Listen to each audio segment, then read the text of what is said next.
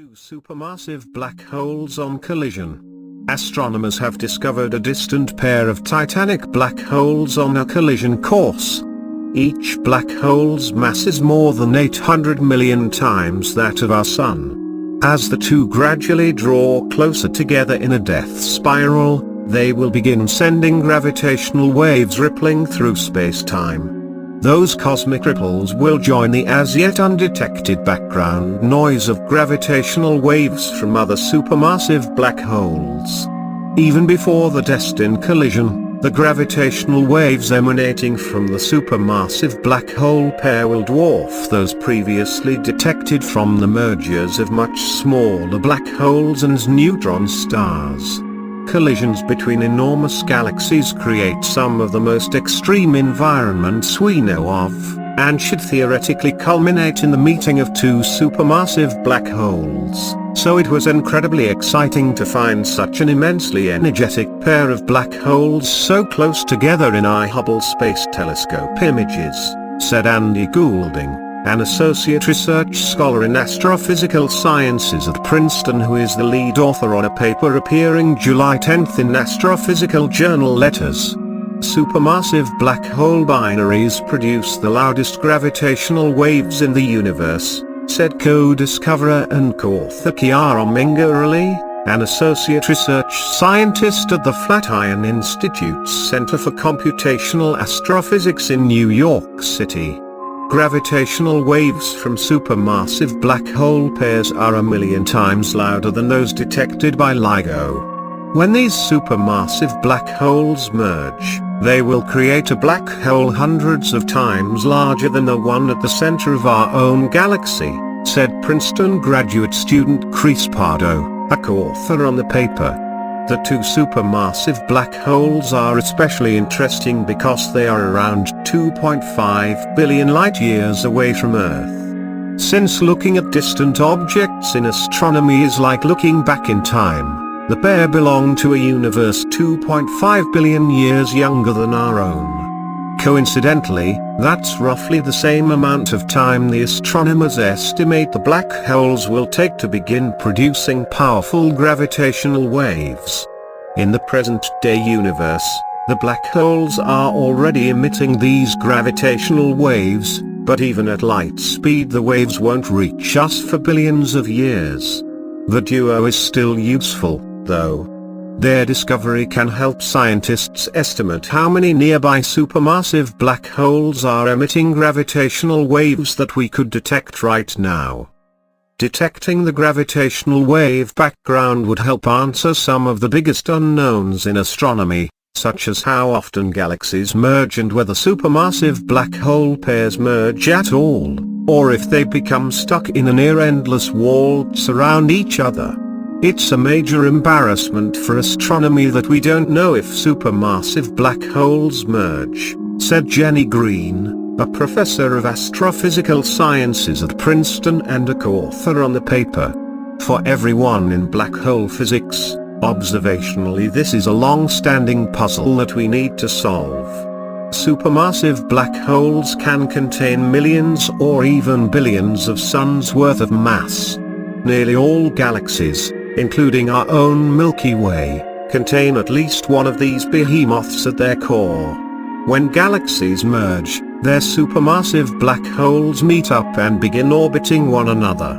Over time, this orbit tightens as gas and stars pass between the black holes and steal energy. Once the supermassive black holes get too close, though, this energy theft all but stops. Some theories suggest that they stall at around 1 parsec apart, roughly 3.2 light-years. This slowdown lasts nearly indefinitely and is known as the final parsec problem. In this scenario, only very rare groups of 3 or more supermassive black holes result in mergers. Astronomers can't just look for stalled pairs, because long before the black holes are a parsec apart, they're too close to distinguish as two separate objects. Moreover, they don't produce strong gravitational waves until they overcome the final parsec hurdle and get closer together. Observed as they were 2.5 billion years ago, The new-found supermassive black holes appear about 430 parsecs apart. If the final parsec problem turns out not to be a problem, then astronomers expect that the universe is filled with the clamor of gravitational waves from supermassive black hole pairs in the process of merging. This noise is called the gravitational wave background, and it's a bit like a chaotic chorus of crickets chirping in the night, Goulding said. You can't discern one cricket from another, but the volume of the noise helps you estimate how many crickets are out there.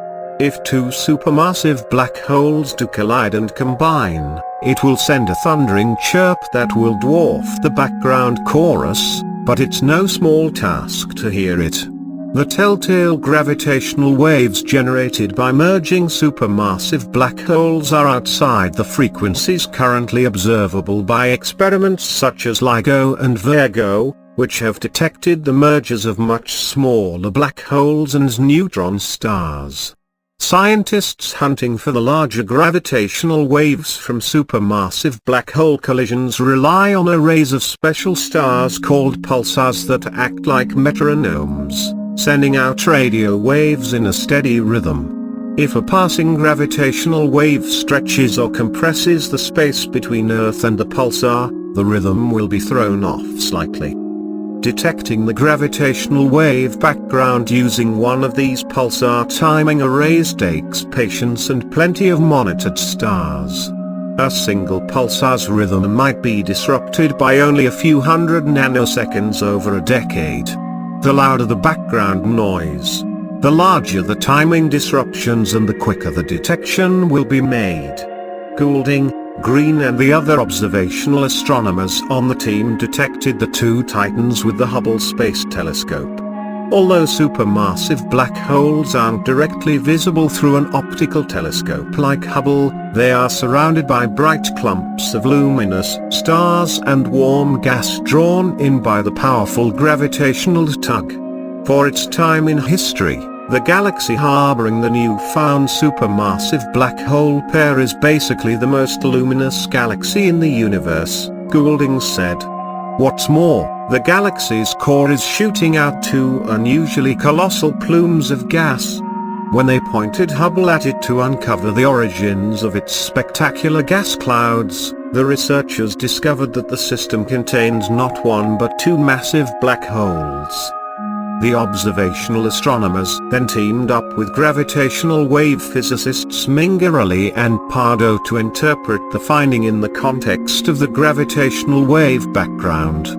The discovery provides an anchor point for estimating how many merging supermassive black holes are within detection distance of Earth. Previous estimates relied on computer models of how often galaxies merge, rather than actual observations of supermassive black hole pairs.